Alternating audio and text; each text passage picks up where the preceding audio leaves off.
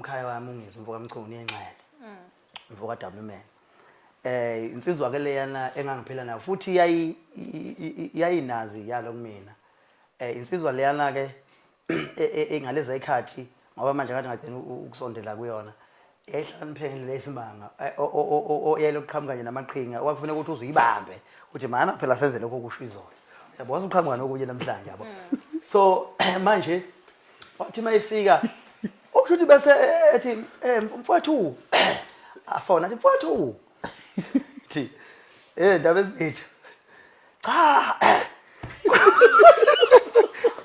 konjaba lapha mfana ngithi ngiyakwazi ukuthi ukhaliphile ukhaliphe kakhulu uzayibona lento wena uzayibona lento